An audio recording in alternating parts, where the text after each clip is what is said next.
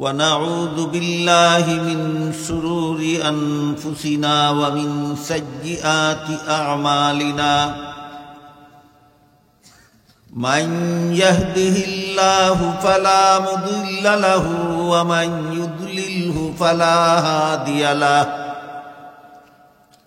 ونشهد أن لا إله إلا الله وحده لا شريك له ونشهد أن سيدنا ونبينا ومولانا محمدا عبده ورسوله صلى الله تعالى عليه وعلى آله وأصحابه وبارك وسلم أما بعد فأعوذ بالله من الشيطان الرجيم بسم الله الرحمن الرحيم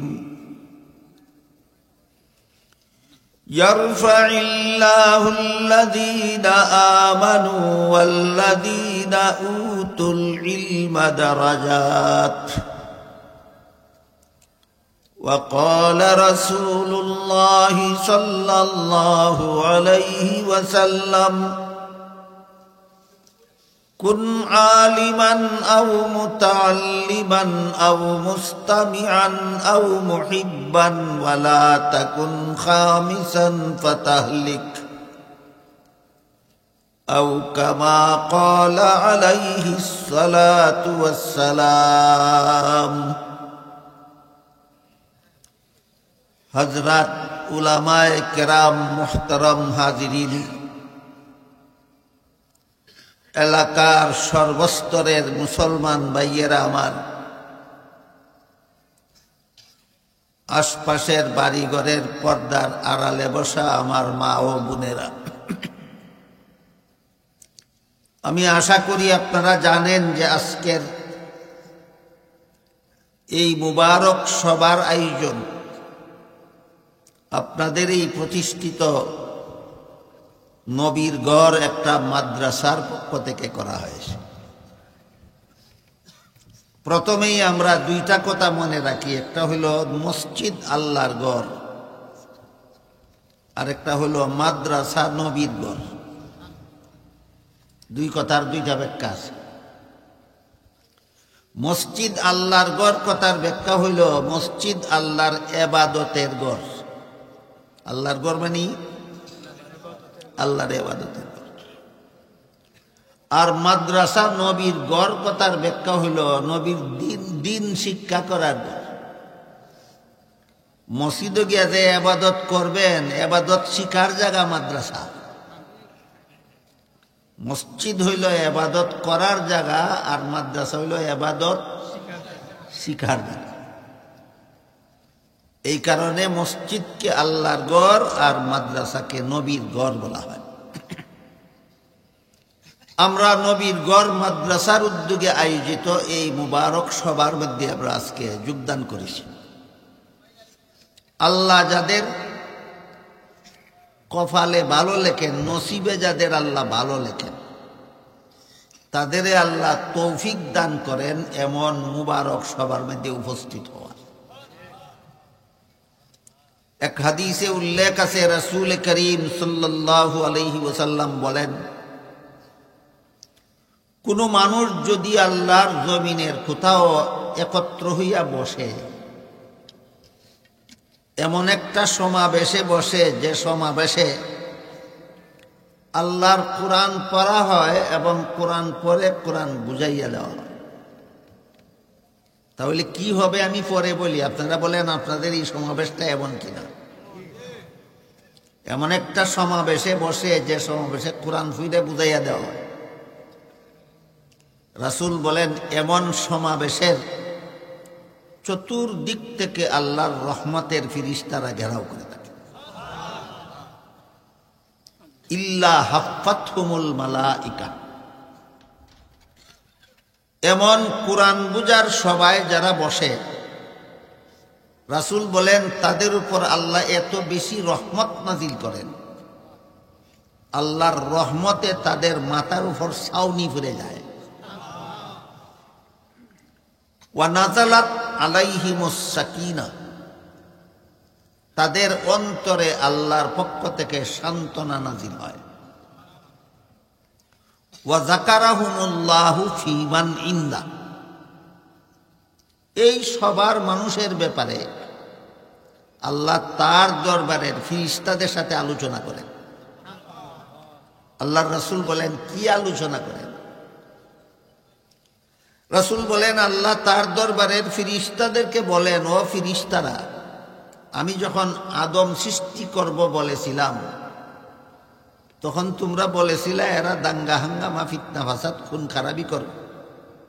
এই দেখো এরা যে বিশাউরা মাদ্রাসার সবাদ বইছে, দাঙ্গা হাঙ্গামা করার জন্য নয়, ফিতনা ফাসাদ করার জন্য নয়, মারামারি করার জন্য নয়, কাটাকাটি করার জন্য নয়, শুধু আমার দিন বুঝার জন্য, শুধু আল্লাহ এবং আল্লাহর রাসূলের কথা শোনার জন্য বসছে। কাজেই তোমাদের মন্তব্যটা ঠিক ছিল না। আল্লাহর দরবারের ফেরেশতাদেরকে আল্লাহ বলেন, তোমাদের মন্তব্যটা ঢালাওভাবে সকল মানুষের বেলায় সঠিক ছিল না।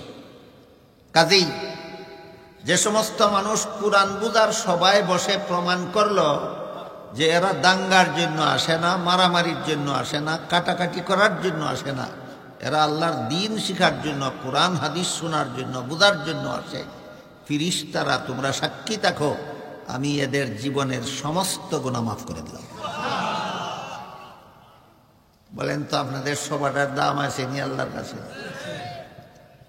আল্লাহর দরবারের ফেরেশতাদেরকে সাক্ষী করে আল্লাহ বলেন, তোমরা সাক্ষী থাকো, আমার কোরআন বুঝার সবাই যারা যোগদান করলো এদের জীবনের সব গুনাহ মাফ করে দিলাম।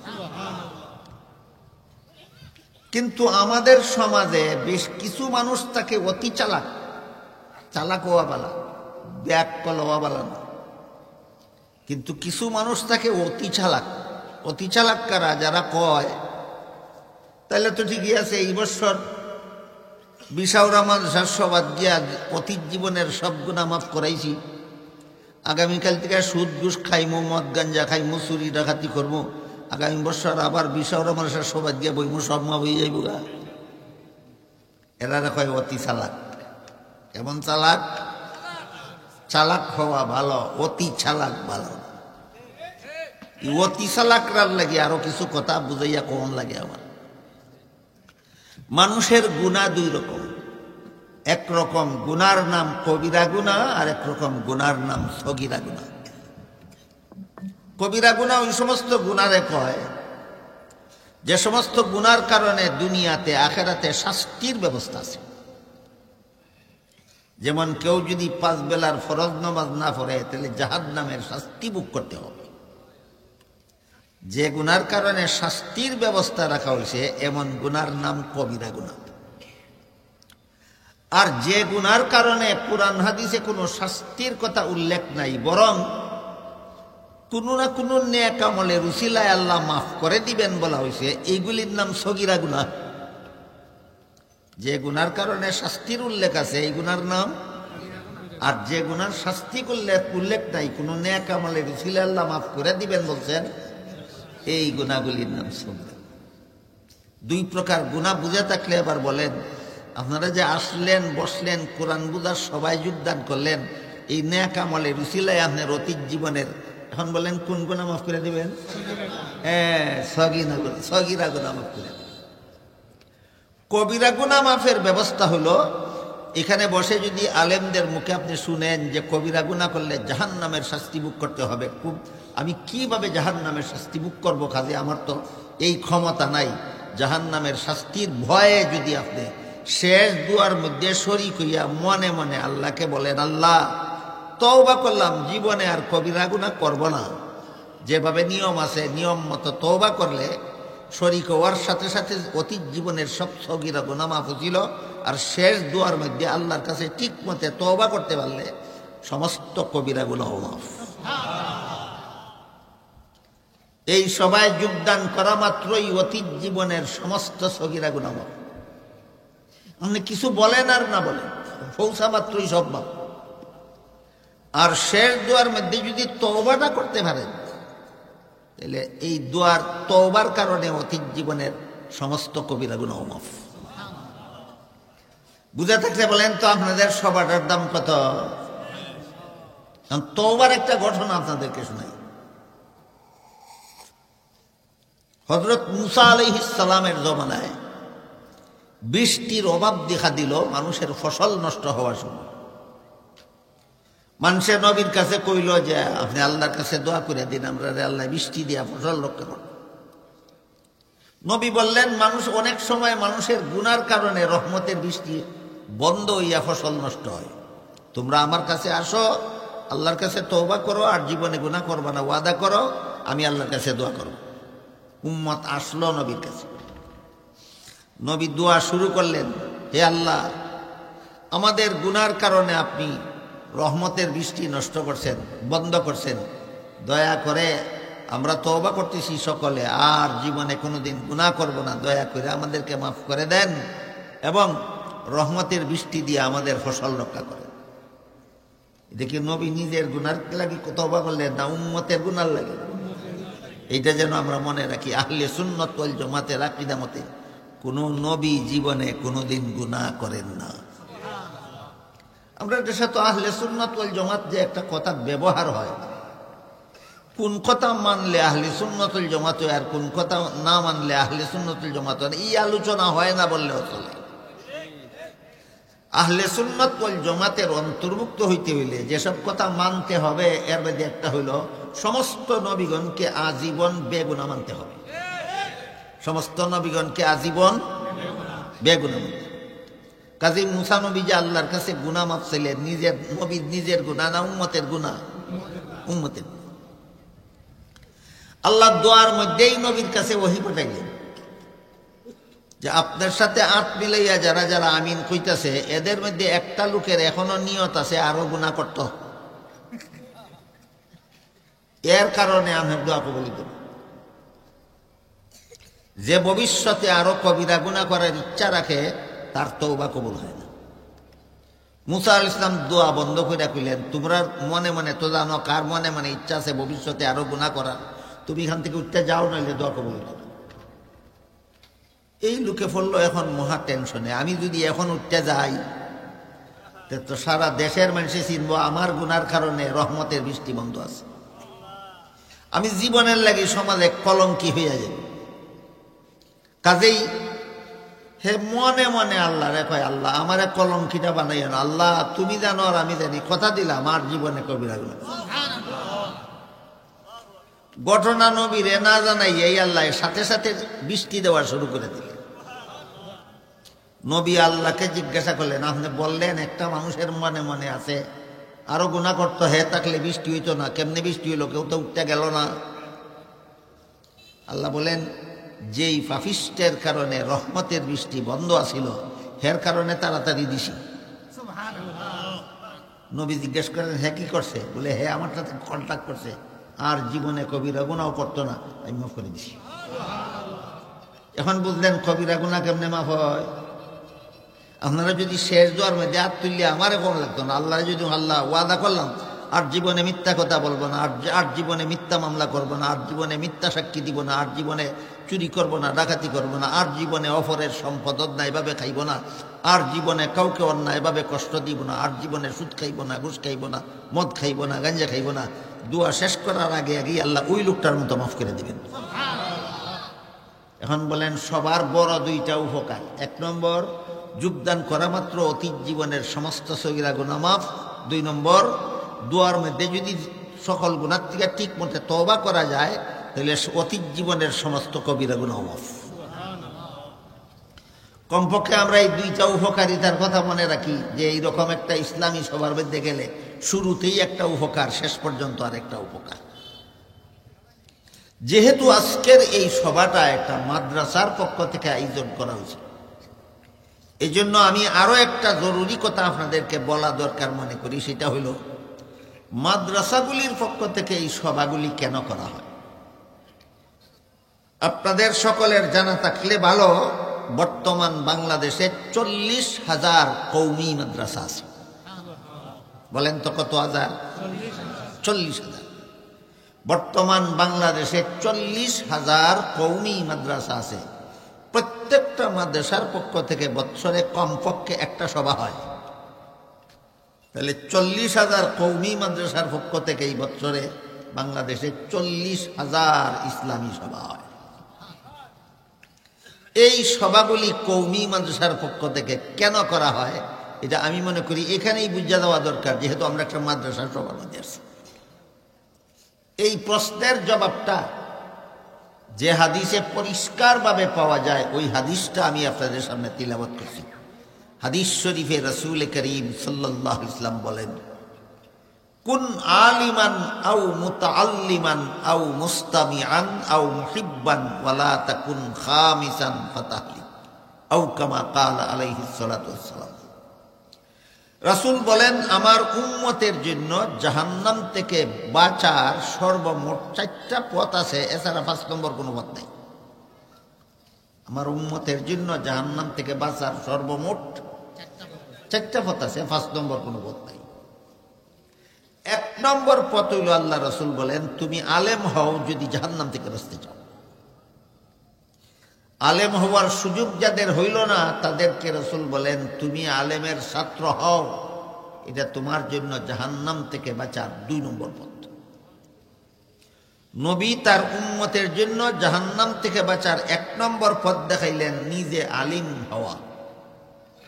আলিম হওয়ার সুযোগ যাদের হইছে না তাদেরকে 2 নম্বর পথ দেখাইলেন, আলিমের ছাত্র হওয়া।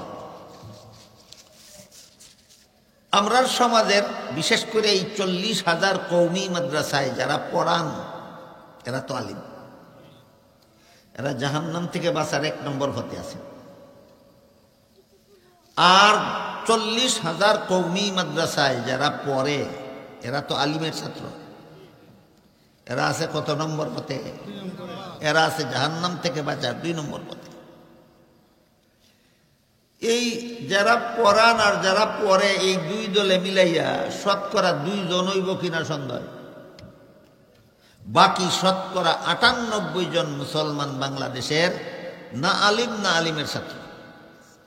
কেউ সারা জীবন গৃহস্থী নিয়ে ব্যস্ত, কেউ সারা জীবন ব্যবসা নিয়ে ব্যস্ত, কেউ সারা জীবন চাকরি নিয়ে ব্যস্ত, কেউ স্কুল কলেজের লেখাপড়া নিয়ে ব্যস্ত। এগুলিও দরকারি, এগুলি ছাড়া অত সংসার চলবে না।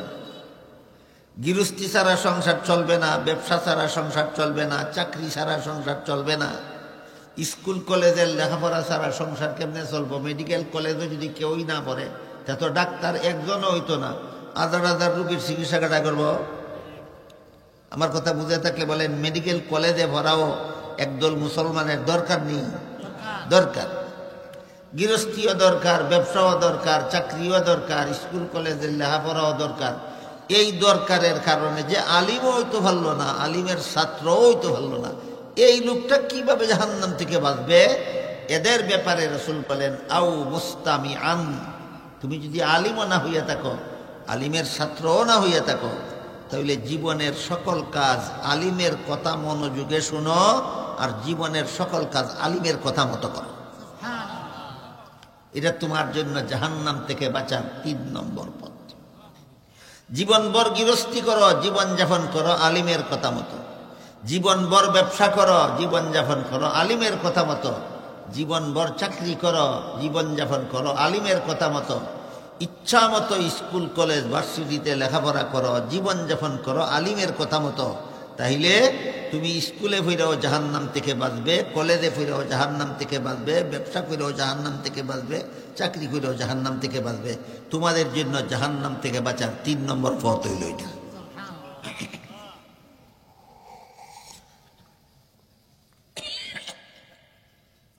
কিন্তু এখানে একটা জটিল প্রশ্ন আছে। প্রশ্নটা হইল যে আমি যে গৃহস্থির কারণে, ব্যবসার কারণে, চাকরির কারণে, স্কুল কলেজের লেখাপড়ার কারণে আলিমও হইতে পারলাম না, আলিমের ছাত্রও হইতে পারলাম না, এই কারণে আমি যে আমার জীবনের সকল কাজ আলিমের কথা মতো করব, এক আলিমে যদি এক মতো আর এক আলিমে যদি আরেক মতো কথা কয়, আমি কার কথা মতো চলব? এই প্রশ্নটাই আমাদের বর্তমান সমাজের জন্য সবচেয়ে বড় জটিল। এই প্রশ্নটাই আমাদের বর্তমান সমাজে সবচেয়ে বড় জটিল। প্রশ্ন যত জটিল, জবাব তত সোজা। প্রশ্ন যত জটিল, জবাব তত সোজা। জবাবটা বোঝার লাগে একটা উদাহরণ দিই আপনাদের। এই যে বাল্বে বাতি জ্বলে, এটা কি দড়ির মধ্যে বান্ধা না হলদারও লাগে? হলদার কি কাপড়ের মধ্যে কিত্তা তুইছে না তারের মধ্যে? তার গেছিনি সুইচ, সুইচ গেছিনি মেইন সুইচ, মেইন সুইচ গেছিনি কারেন্টের লাইনও, লাইন গেছিনি বিদ্যুৎ কেন্দ্র। একটা কানেকশন আসেনি সবটাই জুড়ে। কোনোখানে যদি ডিসকানেক্টেড হয়, পাওয়ার হাউস থেকে যদি সম্পর্ক ছিন্ন করা হয়, ট্রান্সমিটার থেকে যদি সম্পর্ক ছিন্ন করা হয়, মেইন সুইচ থেকে যদি সম্পর্ক ছিন্ন করা হয়, গড়ের সুইচ থেকে যদি সম্পর্ক ছিন্ন করা হয়, হোল্ডার থেকে যদি সম্পর্ক ছিন্ন করা হয়, তাহলে যেভাবে বাল্ব দেখা যাবে কিন্তু বাতি জ্বলবে না, ঠিক তেমনিভাবে উম্মতের সমস্ত হেদায়েতের পাওয়ার হাউস হইলেন মুহাম্মাদুর রাসূলুল্লাহ। গোটা উম্মতের হেদায়েতের পাওয়ার হাউস হইলেন মুহাম্মাদুর রাসূলুল্লাহ। ট্রান্সমিটার হইলেন সাহাবায়ে কেরাম, মেইন সুইচ হইলেন তাবেঈন, ফারি সুইচ শাখা সুইচ হইলেন তাবেঈন, হোল্ডার হইলেন আইম্মায়ে মুস্তাহিদিন, আলেমগণ হইলেন বাল্ব। এখন যে আলিমের সম্পর্ক মুস্তাহিদ ইমামগণের সাথে আছে, ইমামগণের সম্পর্ক তাবেঈনের সাথে আছে, তাবেঈনের সম্পর্ক তাবেঈনের সাথে আছে, তাবেঈনের সম্পর্ক সাহাবায়ে কেরামের সাথে আছে, সাহাবায়ে কেরামের সম্পর্ক পাওয়ার হাউস মুহাম্মাদুর রাসূলুল্লাহর সাথে আছে। তোমার অন্তরে এই আলিমের কথা মতো চললে তোমার অন্তরে হেদায়েতের বাতি জ্বলবই। কেন লাগে বাতি জ্বলে? পাওয়ার হাউসের সাথে ডিসকানেক্টেড না কানেক্টেড? সম্পর্ক ছিন্ন না সম্পর্ক জোড়া? এই যে খুঁজা যদি আমরা আলিমের কথা শুনি তেই চলে, আর কোনো কথা নেই। সর্বযুগেই কিছু আলেম এমন থাকে যারা ডিসকানেক্টেড। কারো উস্তাদের সাথে সম্পর্ক ছিন্ন, কারো দাদা উস্তাদের সাথে সম্পর্ক ছিন্ন, কারো মযহাবের ইমামগণের সাথে সম্পর্ক ছিন্ন, কারো তাবেঈনের সাথে সম্পর্ক ছিন্ন, কারো তাবেঈনের সাথে সম্পর্ক ছিন্ন, কারো সাহাবায়ে কেরামের সাথে সম্পর্ক ছিন্ন, কারো নবীর সাথে ডিসকানেক্টেড। সে যত বড় আলেম হোক না কেন, যদি নবীর সাথে ডিসকানেক্টেড হয়, তুমি যত বড় আলেম হও না কেন, তোমার কথা শুনলে জনগণের হেদায়েত হবে না।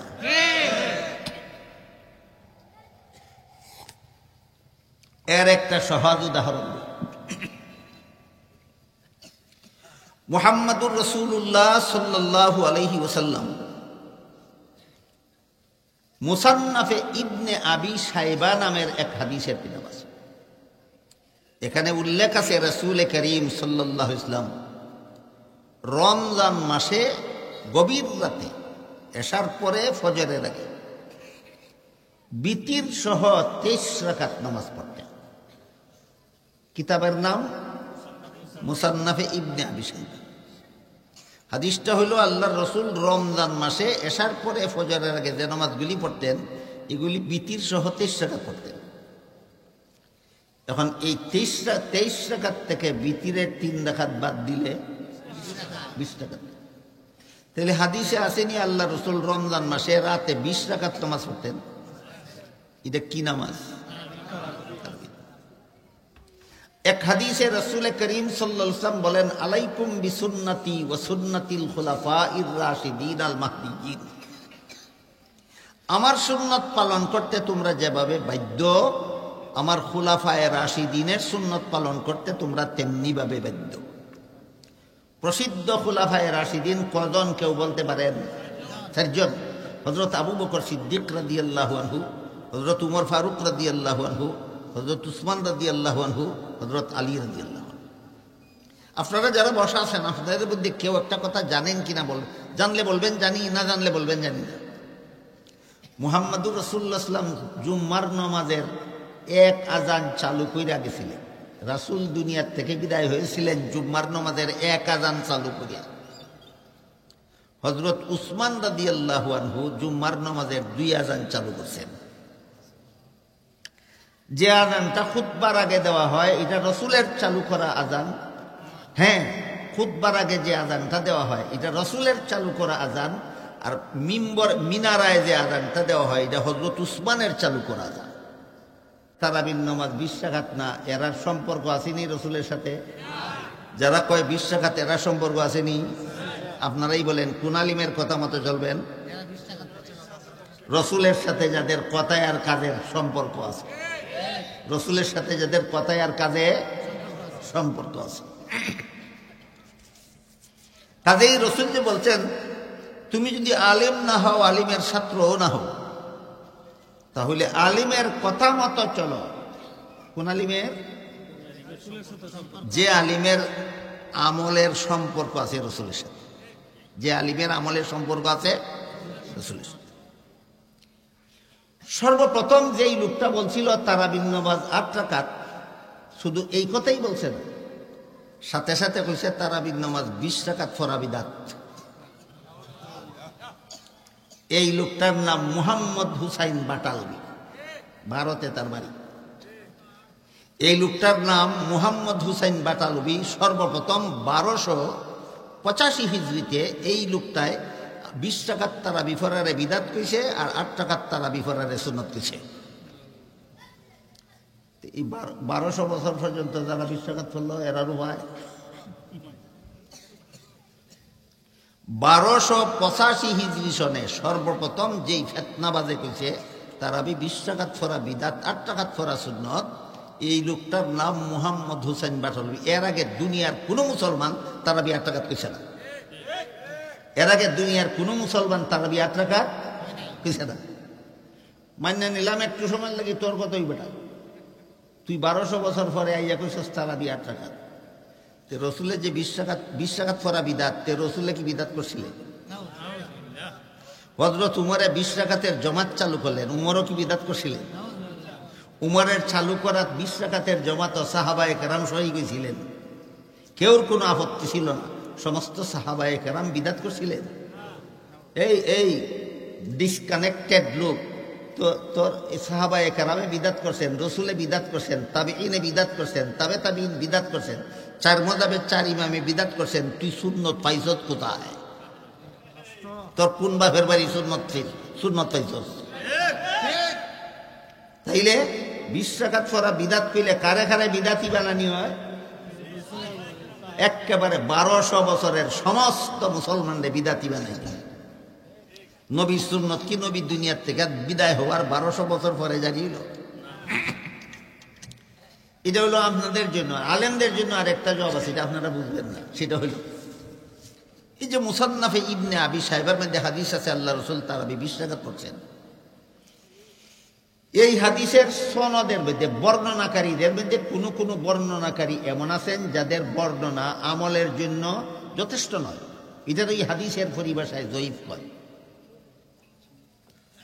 এইরকম দুর্বল বর্ণনাকারী কোন হাদিসের বর্ণনার সাথে জড়িত হওয়ার আগেই যদি দুনিয়ার উম্মতে হাদিসটা আমল করা শুরু করে দেয়, তে পরবর্তীতে কেউ এটারে জয়ীব জয়ীব জয়ীব জয়ীব কইতে কইতে মুখ ফেনা তুললে আর কিছু আসে যায় না। এটারে পরিভাষাগতভাবে বলা হয় তাওয়াতুরে আমলি। যারা জয়ীফ কইছে এরার বাপ দাদার জন্মের আগের থেকে সাহাবায়ে কেরামি হাদিসে আমল করে আসছে। সারা দুনিয়ার মুসলমান হাদিসে আমল করে লাইছে, এটা দলিল হইয়া গেছে। এখন পরবর্তীতে তুমি জয়ীফ জয়ীফ বলতে থাকলে আর দুর্বল বর্ণনাকারী বর্ণনায় জড়িত হইলে এই হাদিসের গ্রহণযোগ্যতায় বিন্দু মাত্র পরিবর্তন হয় না। এটা ইলমে হাদিসের একটা মূলনীতি। এটা আলেমদের জন্য হইলে আপনারা লাগে আগেরটা, আপনারা লাগে কোনটা? হাদিস জয়ীফ না সহিহ এমন কথা তো রাসূলের শুনে, তোরার কথা, তোর ইমামদের কথা, তোরা তো ইমাম মানুষ হই না। এটা আপনারা লাগে যে হাদিসে আছে রসুল 20 রাকাত তারাবি পড়ছেন, এই হাদিসটারে এরা জয়ীফ কইয়া উড়াই দিতে চায়। হাদিসটা জয়ীফ রসুলে কইছেন না ইমামরা কইছে? তুই তো ইমাম মানুষই না বেটা, তুই ইমাম আবার তুই ইমামের কথা আনস। এই কথাটা আপনারা লাগে কইছি, আর দিন পরেরটা কইছি আলিমরার লাগে। অমুক হাদিস সহি, অমুক হাদিস হাসান, অমুক হাদিস জয়ীফ, এই কথা কোনোদিন জীবনে রসুলে কইছেন না। কইছেন মজহাবের ইমামগণ, কইছেন মজহাবের। তুই তো মজাবো মানুষ না, ইমাম মানুষ না, তুই এরার কথা আনন্দ হন। কথা বুঝছেন না বিষয়টা? তুই তো মজাবো মানুষ না, ইমাম মানুষ না, তুই ইমামের কথা এখন টাইম না আনস কেতার লাগি সুদা ডাইরেক্ট হাদিস যা। তোরা তো আহলে হাদিস, খালি হাদিস মানুষ আর কিচ্ছু মানুষ না, বস হাদিসে আছে রসুল তারাবি 20 রাকাত পড়ছে। আর হযরত উমরে যে 20 রাকাত তারাবির নামাজ জামাতের সাথে চালু করছিলেন, এটা সহিহ হাদিসে উল্লেখ আছে, এটা সহিহ হাদিসের দ্বারা প্রমাণিত। হাদিসটা হইল রাসূল করিম সাল্লাল্লাহু আলাইহি ওয়াসাল্লাম বলেন, ওই সহিহ হাদিসটা হইল আলাইকুম বিসুন্নতি ওয়া সুন্নাতিল খুলাফাইর রাশিদিন আল মাহদিয়িন। এটা সহিহ হাদিস। আল্লাহ রসুল বলছেন, যে সুন্নত আমি চালু করলাম এটাও তোমরা পালন করতে বাধ্য, যে সুন্নত আমার খোলাফায়ে রাশিদিন চালু করবেন সেইটাও তোমরা পালন করতে বাধ্য। এবার বলেন, জুমার নামাজের 1 আযানের সুন্নত রসুল চালু করছিলেন, 2 আযানের সুন্নত কে চালু করলেন? যে কারণে এখানে 2 আযানের সুন্নত মানো, ঠিক তেমনি ভাবে তারাবির নামাজ মাত্র 3 দিন রসুলের জমাতের সাথে পড়ছিলেন, প্রত্যেক দিন জমাতের সাথে পড়ার সুন্নত উমরে চালু করছেন, এখানে মানবা না কেন? আর উমরের চালু করে প্রত্যেক দিনের জমাত যদি মানুষ বেটাতে, উমরের 20 রাকাত চালু করছেন, এটা মানতে না গেল আধা মানুষ না। এই রকমের জাতে মাতাল তালে ঠিক পর্যায়ের আলেমদের কথা মতো চলো রসুল বলছেন না। জাতে মাতাল তালে ঠিক বুঝুননি, এটা কিচ্ছা কই বুঝবেন ভালো করে। এক বেটার কাছে কলার শরীর আছে, এক আস্তা ফাঁকনা কলার শরীর তো খাইয়া ফুরাই তারে না লুয়ে গেছে। ধরুন কেশবপুরের বাজার আপনার দার বাজারের নাম ওই কইলাম, বেচালাইতো পাইকার আইয়া কয় তোর কলার শরীর কত? কয় 10 টাকা করে আলি, সবটা নেও গাজু 10 টাকা করে আলি কিনছে। এখন গন্যা নি বুঝাইতো, কলার শরীর মালিকের কোয়ালি হইল গন্যা নিতে হালইতো না, না গোনা তো গন্যা দেয়, এক কান্দা হাত লয় আর গনে আর দেয় 7টা করে আলি গনে, ফাঁকে ফাঁকে 3টা করে আলি গন্যা দিলায়। যখন পাইকারে যখন দর্শে, এখন বেটা তুই 3টা আলি গনছস, কয় বাইন করবে না, আমি রই দিদা শরীরে মাথাত লিয়েছি, আমার মাথাটা ঠিক না। আবার 3টা করে যখন আলি গনছে, আবারও কয় মাথাটা ঠিক না। তুই মাথা ঠিক না থাকার কারণে মাঝে মাঝে 3টা করে আলি গনতে পারস, তো ফাঁকে ফাঁকে 5টা আলিও গনতে পারস।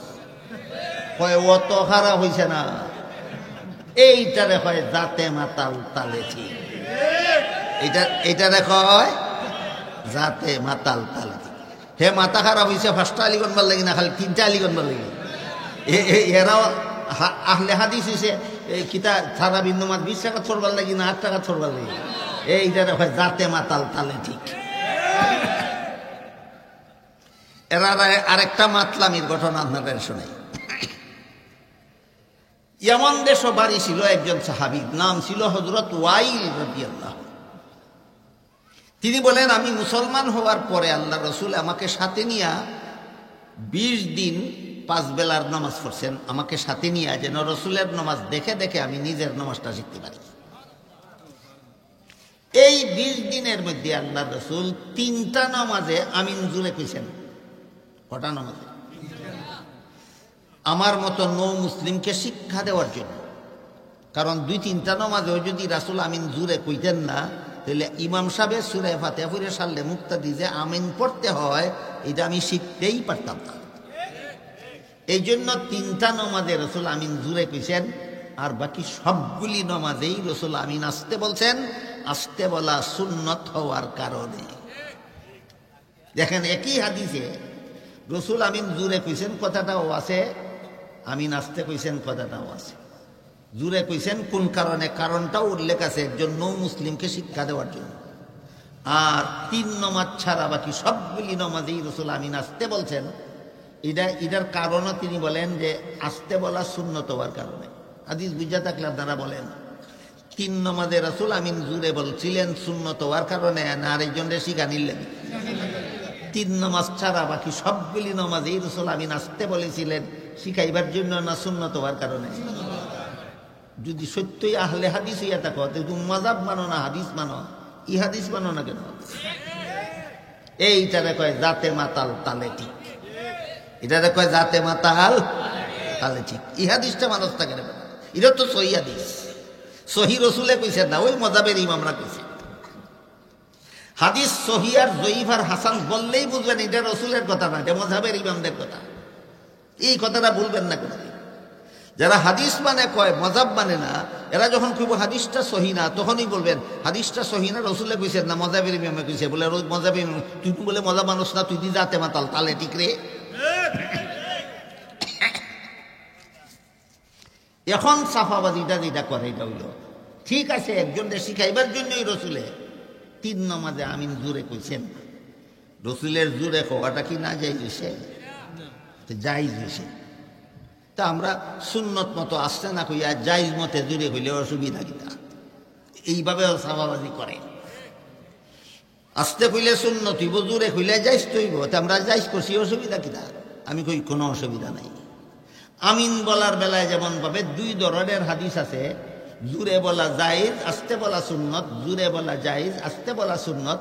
তেমনি ভাবে বউয়ের বেলায়ও দুই ধরনের হাদিস আছে, লইয়া সংসার করা সুন্নত, তালাক দেওয়া জায়েজ। তালাক দেওয়া জায়েজ, লইয়া খাওয়া সুন্নত। এখানেও বেটা জায়েজ টালো না, বুঝছেন না গুস্তা? কিতা বুঝছো? আবার কই আমিন বলার বেলায় হাদিস দুই রকম আছে, জুরে বলা জায়েজ, আস্তে বলা সুন্নত। জুরে বলা জায়েজ, আস্তে বলা সুন্নত। সুন্নতটা বাদ দেয়, জায়েজটা হাদিসে আছে। বউয়ের বেলায় দুই রকম হাদিস আছে, লইয়া জীবন খাটানি সুন্নত, তালাক দেওয়া জায়েজ। লইয়া জীবন খাটানি সুন্নত, তালাক দেওয়া জায়েজ। আমিনও যখন জায়েজটা লইছত বেটাতে, বউর বেলাতেও জায়েজটা লো, ইখানো লইছত জায়েজটা, আর ইখানো লইছত সুন্নতটা। ব্যাপার কি? জাতে মাতাল তালে ঠিক। কথা বুঝে আইছি নি? জাতে মাতাল তালে ঠিক।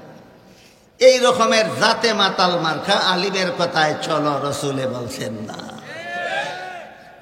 রসুল বলেন কুন আলিমান আও মুতাআল্লিমান আও মুস্তামিআন আও মুহিব্বান ওয়ালা তাকুন খামিসান ফাতাহলি। আরেকটা উদাহরণ দিয়া বাকি কথার দিকে যাই। কোন হাদিসে আছে নামাজে নিয়ত বাঁধবার সময় হাত উঠানির কথা।